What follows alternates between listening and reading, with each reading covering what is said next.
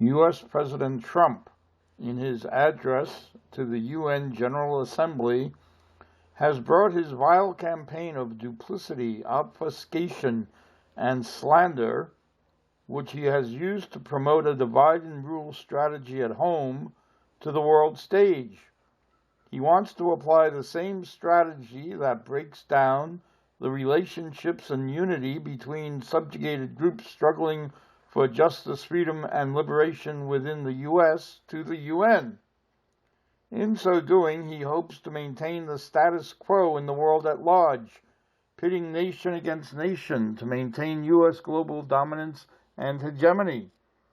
As with the fascists of days gone by, he seeks to find scapegoats for the failures of the system he presides over.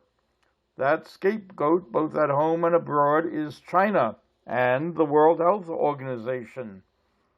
Chinese President Xi Jinping, in sharp contrast, has pledged that China will continue and accelerate its policy of support for the UN and the world's struggle against the COVID-19 pandemic. China seeks to enhance a multilateral system of shared global governance that respects national diversity while creating a world of shared common destiny for all humankind, the exact opposite of Trump's divisive America First unilateralism that seeks to perpetuate U.S. global hegemony. Trump accuses China of allowing the coronavirus to, quote, leave China and infect the world, and thus be held accountable for its actions. This attempt at finger-pointing is meant to deflect from his own failure to take COVID-19 seriously. He accused the Chinese government and the World Health Organization of having, quote, falsely declared that there was no evidence of human-to-human transmission, and falsely said people without symptoms would not spread the disease. Both China and the WHO were initially faced with a new pathogen whose characteristics were unknown. They quickly established its potential for community spread and the danger of contagion by asymptomatic carriers of the disease. By mid-January 2020, these two characteristics of the disease were firmly established, and the world was alerted to COVID-19 as a global health emergency. Soon thereafter, Wuhan, the epicenter of the outbreak, was quarantined. Hubei province was locked down, and China mounted an unprecedented national campaign to contain and control the new coronavirus. The result was the ultimate defeat of COVID-19 in China and the restoration of normal social and economic activity. From the beginning of the outbreak in Wuhan, the U.S. was well aware of the pandemic potential of COVID-19 and to China's efforts to stem its spread, but did not take it seriously. Rather than preparing in advance procedures to mitigate its inevitable spread to the U.S.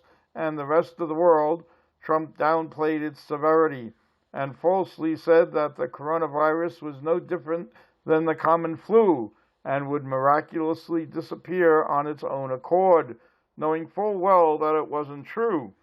He has said so himself in recorded interviews in which he admitted downplaying the pandemic in order to avoid panic, the very thing he accuses China of. Contrary to scientific evidence, Trump accused Beijing of allowing the coronavirus to leave China and infect the world. Recent investigations, however, show that the SARS-CoV-2 coronavirus, the pathogen that causes COVID-19, was already spreading across the world months before its first recognized outbreak in Wuhan. The ultimate origin of the disease is still unknown, but there is no evidence that it began in and spread from China.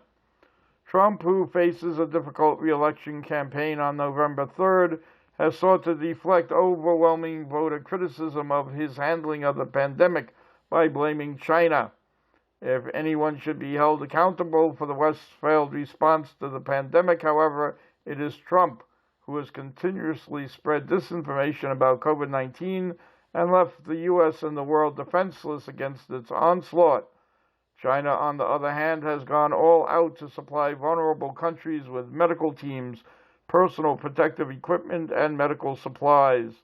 Trump also accused China of only looking after its own interests when the potentially lethal virus first appeared in the city of Wuhan late last year. In fact, it is well documented that it is the U.S. that purloined PPE and diverted medical supplies for its own use and has tried to corner the market for therapeutic medicines. Trump's vicious and unfounded attack against China and the WHO are specious and a transparent attempt to divert attention away from his own failures. Like the proverbial emperor with no clothes, he has only exposed himself to ridicule and contempt.